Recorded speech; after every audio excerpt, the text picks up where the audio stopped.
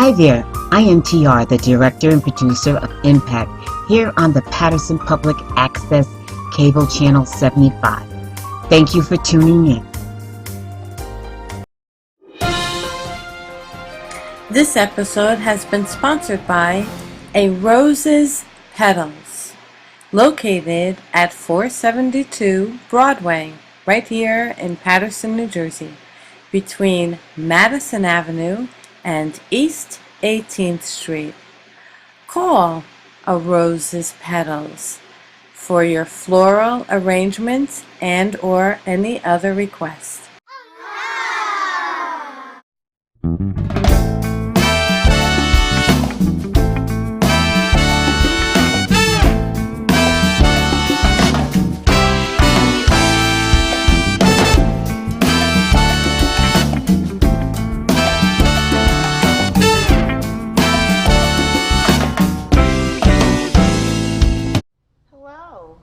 I am your host, Adele Hicks. Welcome to Impact. Today we'll be talking to Jelonda Thomas-Foster. Yes. Jelonda, tell us something we need to know about you. Wow. I'm born and raised in Paterson, New Jersey. Okay. And the great city, Silk City, we call it. Grew up on Van Hounding Street in Paterson. I'm the youngest of 10 siblings. Yeah, 10. I lost my mother at an early age, at the age of 7. Actually, it was on my 7th birthday. Wow. And when normally, kids on their 7th birthday, they're going to their birthday parties, I was going to a funeral parlor. My father, strong man, support with his sisters and his brothers, and the rest of my siblings being older, was also a helping hand in trying to raise me. But not understanding at 7 years old of what was happening, where was my mother, sadness settled in. And, when sadness settles in, we all know that it grows to depression. And from depression comes anger. And so from 7 maybe to 14, I developed a anger problem. That's what the school said and the teachers said. Paterson kept me as best as they could of making sure that things was provided for me in the school and at home, but I still wanted to figure out what was happening. One thing I learned about anger is if it's not tamed or if you don't tame it, it grows. Really? And it grows really big. It's like a python. It will coil itself around you and squeeze the life out of you. And I went to Edward W. Kilpatrick here in Paterson. I know it. And then from there I went to school number 6, and a lot of behavior problems started to display there. I wasn't able to leave there by graduating. I kind of got kicked out of there, and wow. I went to school 21. And again, the anger of not knowing what was happening in my life and what was happening at home, because we didn't talk about it. Mm-hmm. No one told me that what cancer was, and that was the disease that took my mother. Okay. All I know is that I wasn't going to see her anymore. So I went to school 21, and to go back a minute, leaving school 6, I had a lot of mentors there. Miss Dade, who really kept me focused. Miss Irma Jones, she kept me focused, and I was a little girl. Yeah. And there was a few teachers who didn't pour so much life in me and told me I had 2 roads I was going. It was either going to be dead or in jail. Wow. And the way I was going, fighting and just being out there doing what I wanted to do when I wanted to do it, and not following my parents' guidance and siblings' guidance. That was the road that I was going down. So she really didn't tell a story. But in school 21, I kind of started shifting a little bit, and went to Eastside High School, the Mighty Ghost, where I graduated from. And again, there was some mentors there that really cheered me on, that seen something in me that I didn't see in myself. My older sister, one of my older sisters, I have my older sister is Deborah, and my sister that raised me is Michelle Poole. You know, she kind of stepped in as a mother figure to me, but she was still my sister. Right. So, you know, you can't compensate mom and sister. So, you know, I kind of gave her the business a little bit.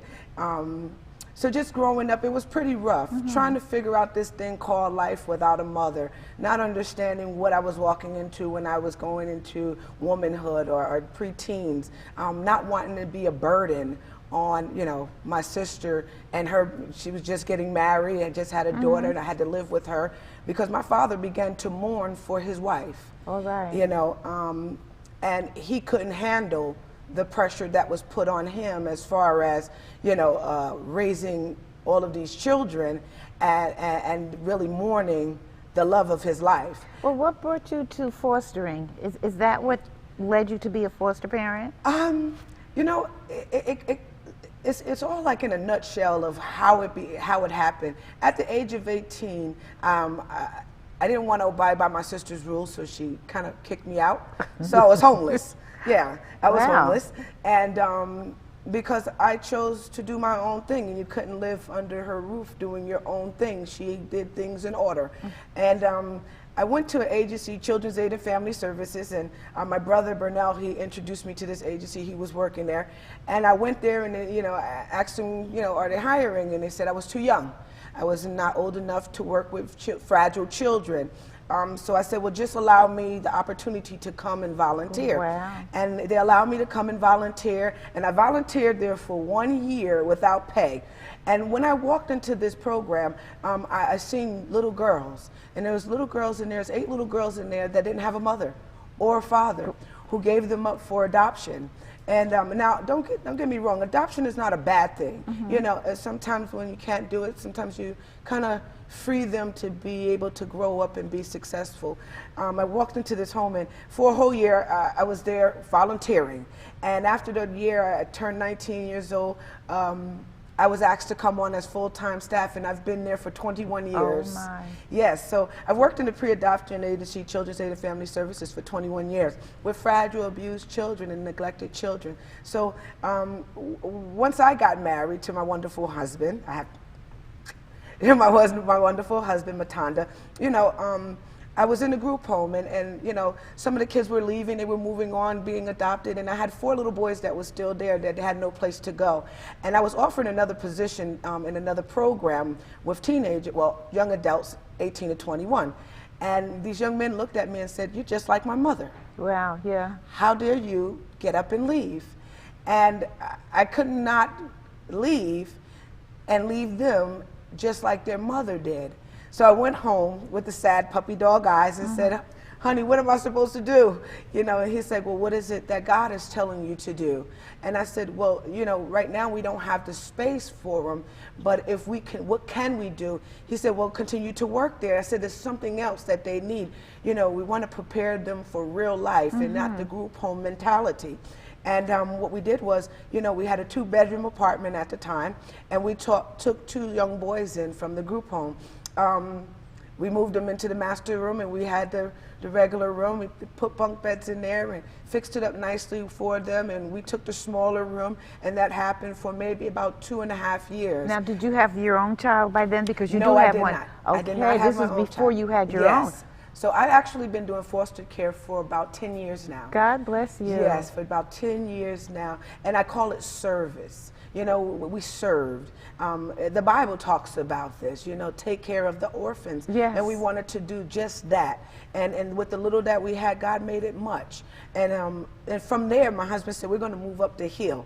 And in another 2 years, he moved me into a 6-bedroom house. Wow. Hallelujah. Yes, where God was able to, you know, enlarge our territory because we was faithful over the little that we had. And then we brought in 5 foster children. At the time, 1 was adopted and in our home, and we adopted the other 4. So I have 4 teenage sons that we adopted, and I am also a foster parent for a 13-year-old son who we're in the process of adopting. You are such an inspiration, and so is your story. Yes. And would that all foster parents would be of the mentality that you are, and your definitely blessed to have the husband who is supportive of you. Yes. And, you know, Well, it's the father, the father figure in there. Yeah, we did all boys. And, That's- I have one little girl, biological daughter. She's 6 years old. Oh, okay. So she calls them the princess and the frog. That's the house, the princess and the frogs. And, it's so wonderful to watch them give her everything that they desired growing up, from making sure that, they get there sometime before we can get there when she Wow. scratch her knees or sneeze. it's so evident that there's a lot of love going on in your house, and basically, excuse me, probably because of the love that you've given these children who weren't your own. So when we come back, I want to talk about that. I want to expand about that a little bit and talk about what you feel is the greatest thing that foster parents can give to their foster children. Wonderful. And not only the spirituality, but what's the one ingredient that it takes to have a good foster relationship. Yes. So Okay. yeah, hold that thought, and we're going to be back momentarily. Wonderful. Okay.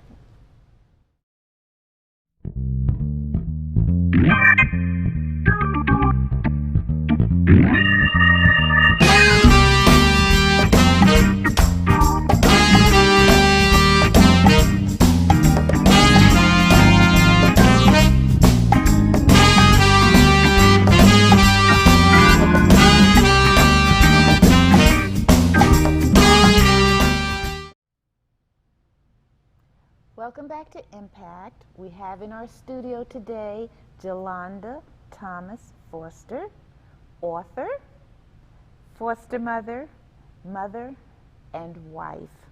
Yes. What do you think is the main ingredient that's needed by a foster parent to be a successful and good foster parent? When you say ingredient, I look at baking a cake. You just don't put one thing inside of it. So I often say, commitment first. Okay. Consistency, structure, and stability. And that makes up a wonderful concoction of just love and a family, because that's what our young people are missing. Whether we're talking about foster children or your own biological children, give them a little bit of consistency, structure, and stability. You can raise up a great young man or woman who is destined for greatness. I certainly believe that. In your book, what is it? Just Call Me Greatness. Yes. You have little stories, and it seems as though you are the child who's actually speaking the story. Now, did you get that from the boys, or did you get that from when you were working, for the foster care system? Where did you get the frustration that they felt, the sadness, the happiness? When we going back to ingredients, life, period. You walk through life, and sometimes if you don't take the blindfolds off, you will miss a whole lot of stuff. Even the things that are being done or happening around you. So where I got the book and the short stories from, some of it pertaining to myself, growing up without a mother, and a foster child can relate to that also.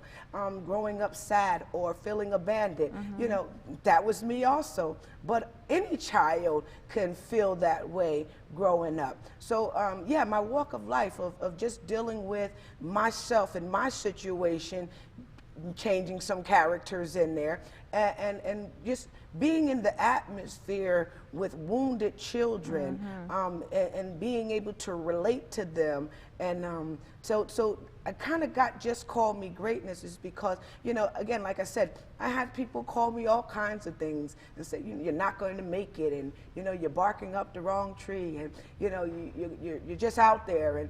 And in the foster care system, you're here, you're bad, or you're disruptive, or, you're aggressive. Just call me greatness. I love that. And don't you think that's part of the why they act out? Oh, yeah. Because of the feelings that they have. You act how you feel. Exactly. If I'm dressed pretty, I'll act pretty. Right. If I'm dressed ugly, I'll act ugly. If you treat me and present yourself to me like I'm somebody and somebody important and I'm special, but the good kind of special, then I'll respond to you with a smile. and you wouldn't have to label me as a disruptive child, even though you know my past. Right. That is so apropos. I also want to touch on, after each story, you have what I call a mantra. Tell us what the mantra is at the end of the story of, do you hear me when I sleep? Okay. I love that.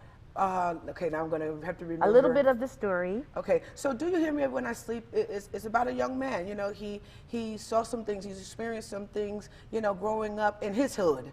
And grandma raised him. And, you know, grandma would say, boy, stay off that corner. There's no good thing that comes on that corner. And unfortunately, he did not listen. He let it go through one ear and out the other ear. And he witnessed a murder.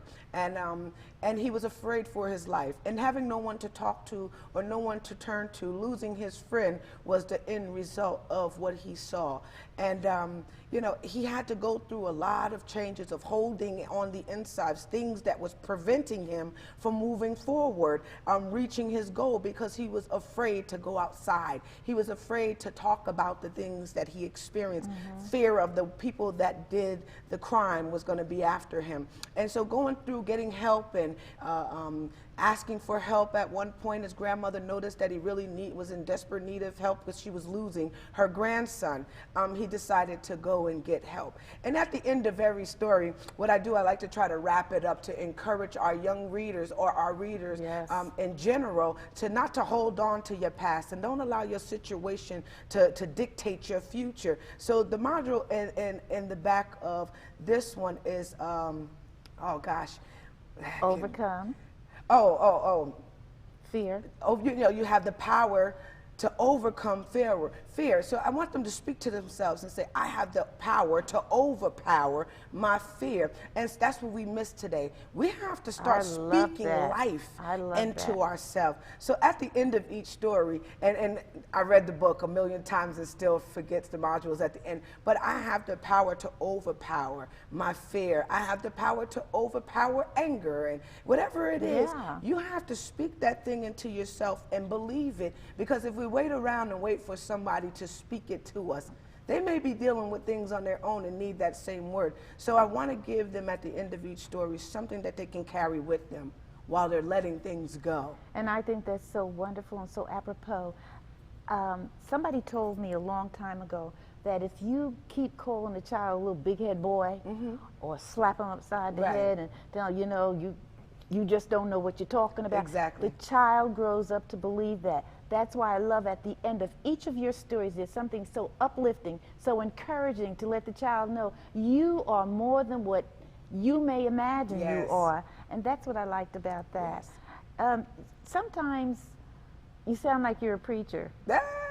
So you really feel what you're saying. You really believe. You're very passionate, and that's so refreshing to see, because it's really needed, especially with the young people today and the things that they're hearing about themselves, the things that they're seeing their peers do. So we have to make sure that they're getting some good stuff from home and the people that they know. I wish we had so much more time to talk to you, because I enjoy talking to you so much.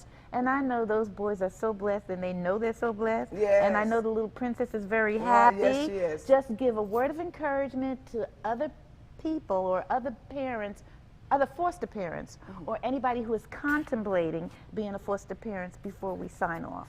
You know, again, you know, sometimes we wonder, you know, I don't have enough space, or I don't have enough time. You know, our young people don't need a lot of space, and you have just enough time. If you have enough time just to speak life into them, if you have enough time to just hug them, if you have enough time to tell them to pull up their pants and put on a belt, you've got enough time. And, you know, we have to get sick and tired of being sick and tired of viewing our young people and wanting to allow them to be seen, so that it don't have to be in our home. It could be out on the streets. Let's go into those dark places. Let's go into those places that no one goes into and show them some love. I thank you so very, very much. We're signing off for tonight. This is Jelonda Thomas-Foster, a dynamic foster parent. Everybody should just take a lesson from Mrs. Foster Wonderful. tonight. I like to also tell people sometimes, you know, Les Brown said, you know, you have to dream big, and that's what our young people are missing, the dreaming. And the encouragement. Yes, dreaming big. and dreaming so big that they'll have enough room to grow inside of it. Right. You know, and don't allow the world to dictate their future, and don't allow their situation or circumstance to dictate it. You know, any great achievement comes with time. Excellent. Yes, so I'm excited about our young people's future. I'm excited about the city of Paterson. I'm excited about being a part of the city of Paterson. And then they often say, is there any good thing that comes out of Paterson? And I raise my hand and I stand up tall and say, here I am. And there you are. And thank you so much. I have to applaud you. I am so happy that you came on. I hope you can come back. I'm going to tell our listeners, if you want to hear more about Ms. Foster, please go to our website. You'll see it at the bottom of your screen. We enjoyed having you on Impact tonight. I hope you come back. Let me Yes. give you a hug. Ah, wonderful. Thank you. Thank you so much. for allowing me to come. You're welcome.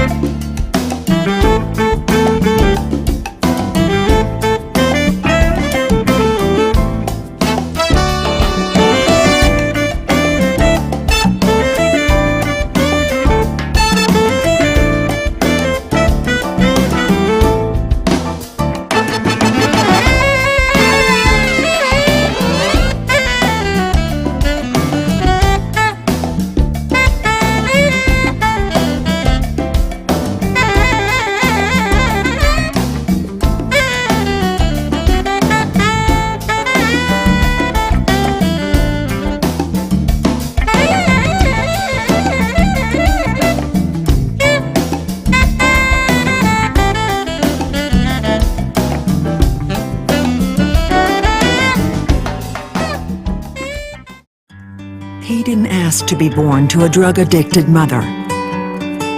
He didn't ask to be homeless half the time and hungry all the time.